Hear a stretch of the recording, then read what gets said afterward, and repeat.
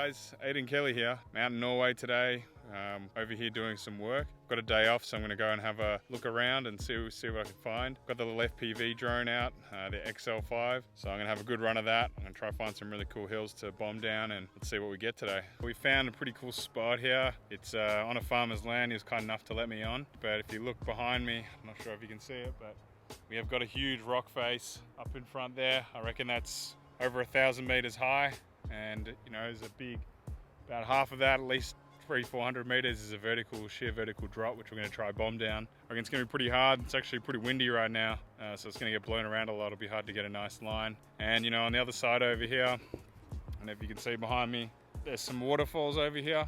We'll see how we go bombing through those. So.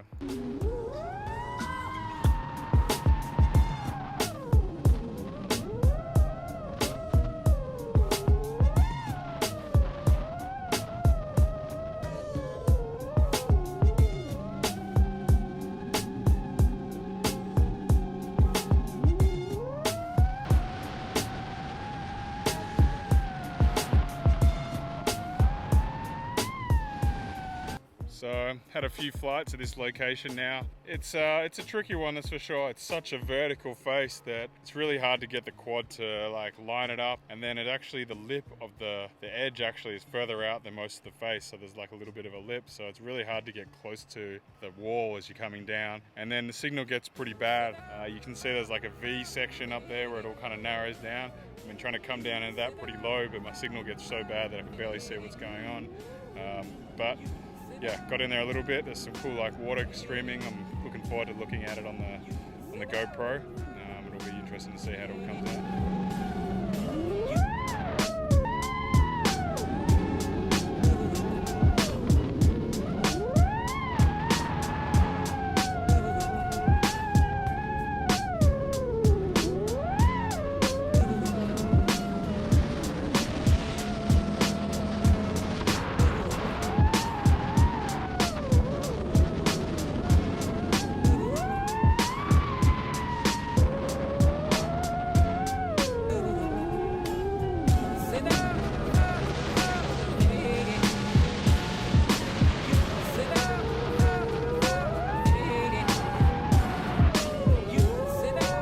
Update, I was talking a little earlier about having some problems with my GPS. Now, as you can see here, I've actually moved it from this spot back here. I think that the antennas and whatever else is going on here is just obstructing the GPS too much for it to get a reliable signal. You know, it was getting satellites when I was on the ground, but when I was flying around it would lose it. So, you know, it kind of defeats the whole purpose of having it. So putting it up on top here, it's annoying having it on the battery, so I think I'm gonna have to make like a mount or something for it, or just mount it on one of the arms potentially to make it a little easier. I'll have to do some more testing, but definitely works a lot better up there. A little bit disappointing that it doesn't work on the stock spot, but I think this also could be remedied by maybe extending this out as well. Again, it's a little annoying.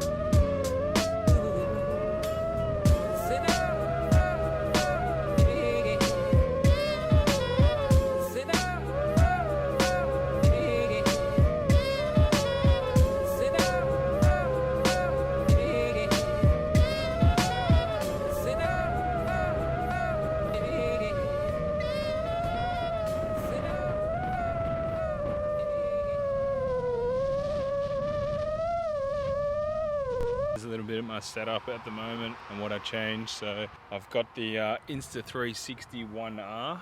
It's a really nice camera. You know, same sort of form factor as a GoPro. You can change the configuration. You can go between like 360 camera, 4K, and they've even got a 1-inch sensor, which I haven't got yet, but I'm looking forward to trying. I've moved the GPS, as you can see, from the back here where it comes standard, and I think the problem is it's obstructed by all this going on in the back.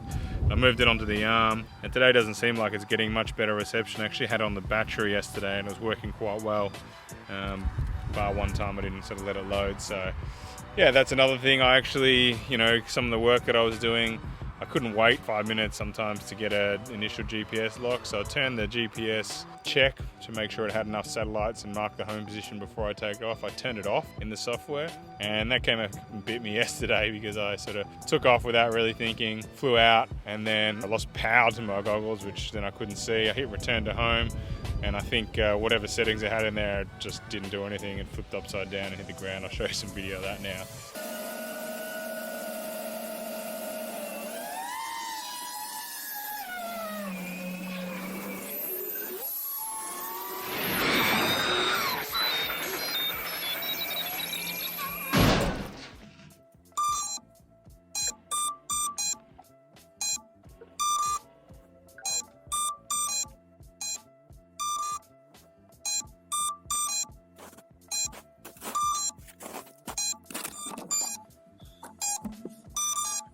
Can't believe I found it. Amazing. I was lucky enough to recover it. It was in a tricky spot. It took me 2-hour round trip just to get that thing because I had to cross a river, walk a couple of 3-4 kilometers, and then go up a pretty steep hill. I'm also using the DJI remote. Yeah, all the stuff I've done so far has been on that, and it's been more than enough. I think coming to a location like this where you're seeing kilometer high mountains, it just can't quite get that distance that something like a Crossfire TBS system would get. Now, one thing that I have been using is it's the brand of this one, the Furious FPV, with two 1860 lithium batteries. Now, this is a great thing because it allows you to pump the voltage a little bit high into the goggles because it's stepping it up and regulating the voltage. But problem is, when it comes to this thing running out of battery, as I found out yesterday, I literally got 4 quick beeps. Beep, beep, beep, and the goggles went off. So I don't know if that's a setting in there. I'm gonna have to have a look at it, but geez, that was it pretty much caused me to crash my drone, potentially lose it. Yeah, pretty dangerous. So I think in the future I'm gonna run like a LiPo on there, like a sort of a 3 or a 4S and a large capacity, something that can last the whole day of use and not have to worry about it. One of the things I have had made in here, which is a little 3D printed part, I've got a pretty flat nose, Asian style nose, so I've got this in here, just a TPU printed thing which we made, which allows me to close the gap and so I don't have any light leak in my goggles, which makes them a lot better. Yeah, so that's nice. I'm using the True RC antennas now. I don't actually see any benefit in these antennas. The main reason I got them is that you can literally pull these in and out of my backpack without having to screw the antennas on and off each time. That just saves me heaps of time when I'm changing locations and things. That is the way to go if you can. I really highly recommend this just because from a usability perspective. I'm getting some patch antennas which I probably need in this location, so I'll give them a go soon. I'm actually running 1800 milliamp 6S LiPos just to get some more flight time. Depending on how I'm flying, I can get like sort of 7-8 minutes even with this sucker on there, but it is a bit heavy. But for this stuff where I'm bombing down the hills, I actually want it to be a bit heavier because the problem with the drone that I'm finding is when you're flying down the hill, you're trying to suck yourself down towards the surface as quickly as possible, and the ground is falling away faster than the drone can fall. I'm finding it hard to keep my distance or stay low to the ground. Yeah, the extra weight is helping. It's something I've probably got to play with my technique a little bit as well, but definitely doesn't make it easy. I mean, if I had a variable pitch propeller on there, I could push myself down towards it. Would be an awesome sort of feature. Maybe something we'll try and make in the future. So yeah, that's about it for my setup here. Yeah, if you've got any questions, just shout out.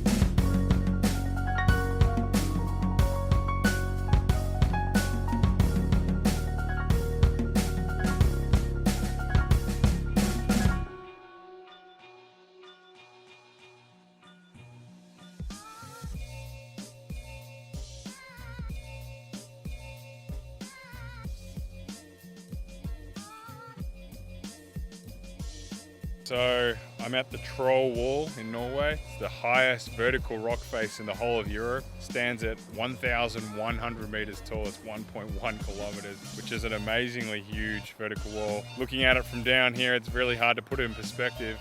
Today I'm going to try fly up it, bomb down it. Also, I really like to look at those spires on the top there. It's supposed to be a very narrow ridge. I want to get up there and fly along the edge of it and see what it looks like. It's going to be a challenge. It's like probably almost 2 kilometers from where I'm standing to the tops of those peaks. Well, 2 kilometers on the ground and then another 1.5 to 2 kilometers, 1.5 kilometers up from where I'm standing. Good challenge. Let's see how we go. We'll have a little play.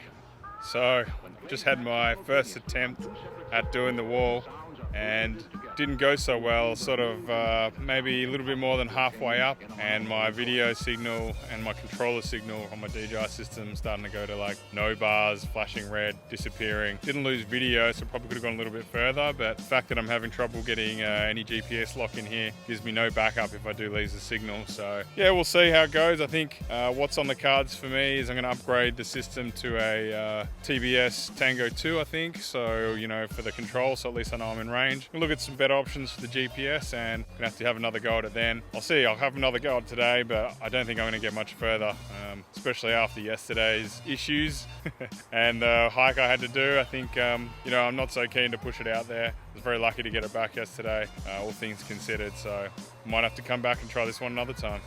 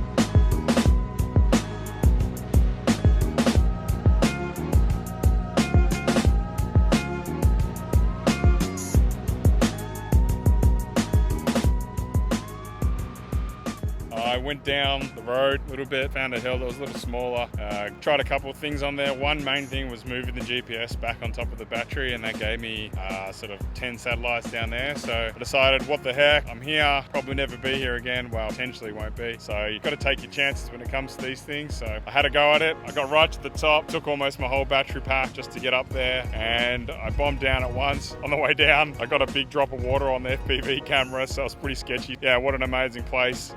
Pretty awesome that I made it to top on the standard DJI system, but it was pretty touch and go there. I mean, the bitrate got pretty low, and also the red on the video signal in the bottom left corner kept flashing like red or nothing.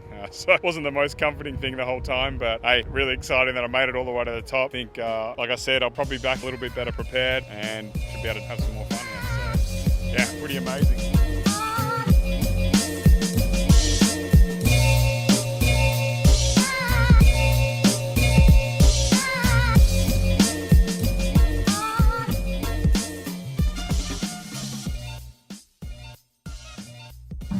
Check it out.